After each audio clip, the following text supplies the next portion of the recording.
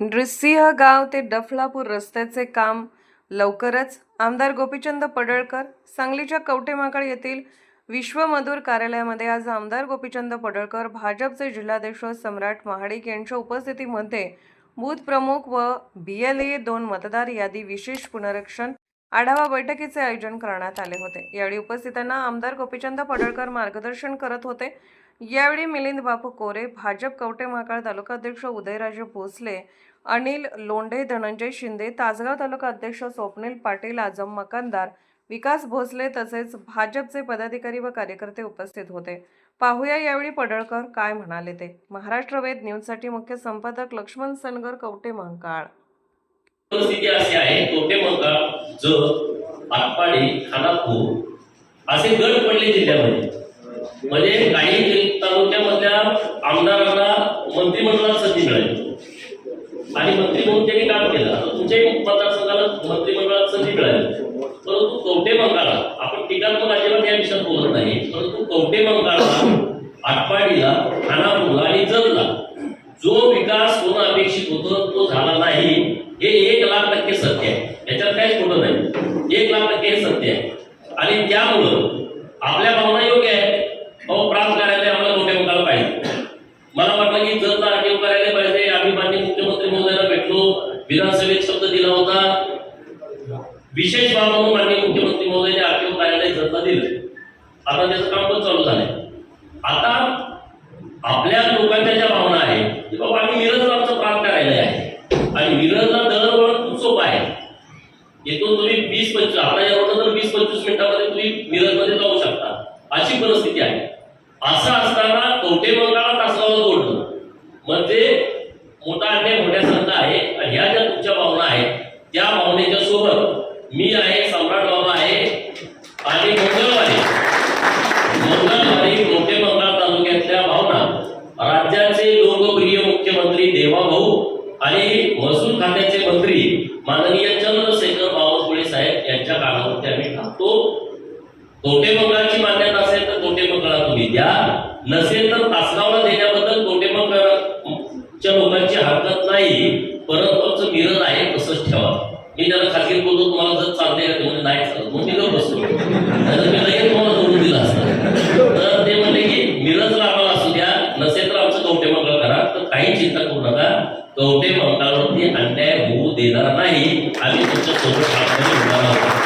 Number 1, number 2, मी परवा एक सदाभाऊ बोरांनी मी सांगलीत सभा घेतली होती आणि मी त्यामध्ये अत्यंत व्यवस्थितपणे बोललोय की सांगलीला एअरपोर्ट नाही, कोल्हापूरला झालं, सोलापूरला झालं, पुण्याला आहे, सातारचं कराडला आहे, पलीकडे सगळीकडे आहे, नव्यानं 14-15 एअरपोर्ट झालेले आहे, परंतु सांगली जिल्ह्यात एअरपोर्ट व्हायला तयार नाही।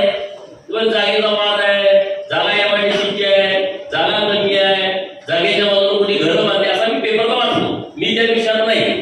आणि म्हणून आपली मागणी अशी आहे, जर कौलापूरच्या जागेमध्ये एअरपोर्ट होणार नसेल तर मग आम्हाला कवठेमहांकाळ जर आम्ही जागा उपलब्ध करून देऊ शकतो, आम्हाला ते द्या, तर आम्हाला हायवे जवळ आहे। मग कवठेमहांकाळ करायला माझी विनंती आहे की तुमच्या इथं जर 1000-2000 एकर जागा असेल, लोकांची सहमती असेल, तर तुम्ही तशा पद्धतीचा एक रिपोर्ट तयार करा। मिलिंद बापू, उदयजी, तुम्ही रिपोर्ट तयार करा। आपण हे काही फेक बोलत नाही, सांगली होणार नसेल तर झालं पाहिजे। आता सांगलीचं वीज बरोबर ना, तुम्हाला कोल्हापूर जवळ आहे, तुम्हाला काय अडचण द्यायची अडचण नाही, ईश्वरपूर हायवे तर कोल्हापूर जवळ आहे आणि त्यामुळे आता हायवे चांगला झालाय। तर जर कवठेमहांकाळ जागा असेल तर पहिला प्रेफरन्स हा कवठेमहांकाळला, जर तुमच्याकडे जागा नसेल तर जतला जागा आहे। म्हणजे आपल्या चर्चा ओपन झाली पाहिजे। डोंगर मोठा आहे, हायवेच्या कडेला या परिसरात ही जागा ते लिटिगेशन मध्ये जागा आहे, तुम्ही जागा काय करा, असं कुठला तरी एखादा स्पॉट काढा आणि आपण त्याच्या पद्धतीने मागणी करू ना। मागणी करायला काय हरकत नाही, आपण ती मागणी केलीच पाहिजे। कुठेही काय असेल, जर हायवेच्या कडेला असेल तर लोकांना येणं जाणं सोपं आहे, तर हायवेच्या जवळ पण कुठं असेल तर तुम्ही शोध घ्या। शेतकऱ्यांची मिळाली तर शेतकऱ्यांची, सरकारची असेल तर सरकारची।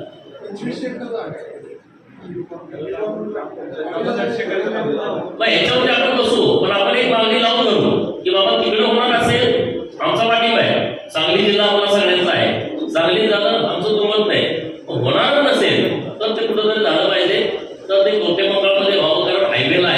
हायवेच्या जवळचा आहे. नंबर 2. नंबर 3, कवठेमंकाळ, लांडगेवाडी, कवठेमंकाळ, डफळापूर, तुचर हा रस्ता खूप छोटा आहे आणि लोकांची रजाई पण आहे. आणि म्हणून माननीय नितीनजी गडकरी साहेबांच्याकडे विनंती करून हा रस्ता आता पुढच्या महिन्यात 2 महिन्यामध्ये मंजूर होतोय आणि हा मोठा रस्ता होतोय.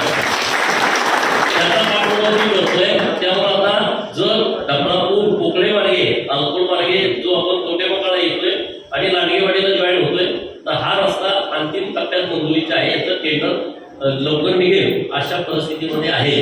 हे पण आपल्याकडे परत कोणीतरी बॅनर लावेल म्हणून मी ही नावामध्ये तुम्हाला सांगतोय. तर गडकरी साहेबांनी हे पूर्ण व्यवस्थितपणे त्याचा प्लॅन तयार केलेला आहे. आता परत यांनी ट्रॉमा केअर सेंटरच्या संदर्भातली मागणी आहे. तर राज्य सरकारनं नवीन हॉस्पिटल देणं थांबवलं होतं. पारंपरिक संघचा प्रस्ताव आहे. तर त्याच्याबरोबर आता आम्ही माननीय मुख्यमंत्री महोदयांकडे विनंती करणार आहे की हायवेच्या कडचं गाव आहे, ऍक्सिडेंटचे प्रमाण खूप आहे, तर इथे एक चांगलं सेंटर व्हावं यासाठीचा प्रयत्न आपण नक्की करूया. ड्रायफ्रूटच्या संदर्भामध्ये मागं संदीप गिटे आम्ही नितेश राणे साहेबांच्या सोबत बैठक केली होती आणि तो विषय होणं गरजेचं आहे. त्याशिवाय कवठेमंकाळ जतची आर्थिक परिस्थिती बदलू शकत नाही ही गोष्ट एकदम पक्की आहे. आणि म्हणून त्यासाठी जे काही करावं लागतंय ते आपण सगळ्यांनी बसून केलं पाहिजे. म्हणजे मेटी फार्मची जागा किती आहे, आम्ही किती आहे याच्यावर चर्चा करू. त्याचा कोणी गैरसमज करण्याची आवश्यकता नाही.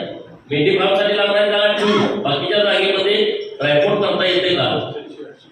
ग्रामपंचायतीची त्यांच्या जागा आहे. तर तशा पद्धतीचं ड्रायफ्रूट झाल्याशिवाय आपल्याकडे कुठलाही उद्योग येणार नाही, कुठलीही MIDC येणार नाही. कारण काय आहे, जोपर्यंत वाहतुकीच्या सुविधा होत नाही तोपर्यंत कुठलाच उद्योग आपल्याकडे येऊ शकत नाही. आणि म्हणून त्याच्या संदर्भात पाठपुरावा आपण मोठ्या पद्धतीनं मोठ्या ताकदीने करूया. आरेवाडीच्या देवस्थानचा 160 कोटी रुपयाचा आराखडा तयार केलेला आहे. तो आता राज्य सरकारला पाठवलेला आहे. तर आमचा तिथं प्रयत्न आहे की तो कसा मंजूर होईल आणि त्या परिसराचं डेव्हलपमेंट कसं होईल असा एक आमचा प्रयत्न आहे. तुम्हाला निधीच्या बाबतीत त्यांनी सांगितलं 4 कोटी रुपयाचा निधी मिळाला होता. आता सम्राट बाबा इथं आलेले आहेत. माझी विनंती करून कवठेमंकाळला जास्तीचा निधी कसा मिळेल अशा पद्धतीचा आपण सगळे प्रयत्न करू एवढ्याच्या निमित्तानं बोलतो. आणि SIRच्या बाबत तुम्ही खूप सिरियस व्हाल, कारण परत वेळ तुमच्याकडे येणार नाही. आता बाबा बोलतील, मग आपण शक्यवर काय असेल तर आपण चर्चा करू.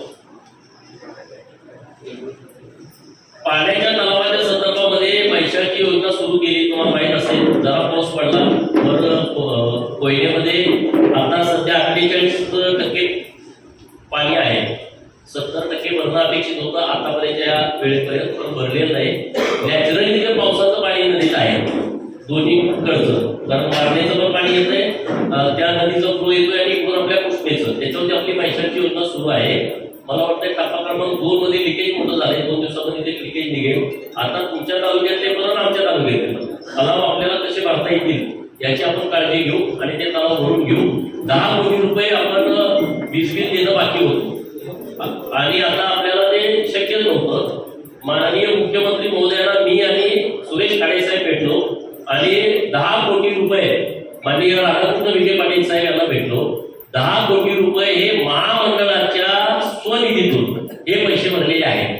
नंतरचे बॅनर हे आमचे फोटो करून काढलेले आहेत. हे तुम्ही समजून घ्या, तो काही विषय नाही. तरी 10 कोटी रुपये त्यातून भरायच्या सूचना माननीय मुख्यमंत्री महोदय आणि सुरेश भाऊ खाडे साहेबांनी दिलेल्या आहेत आणि त्यामुळे तो आता विषय आपला मार्गी लागलेला आहे. यानंतर सम्राट बाबा बोलतो.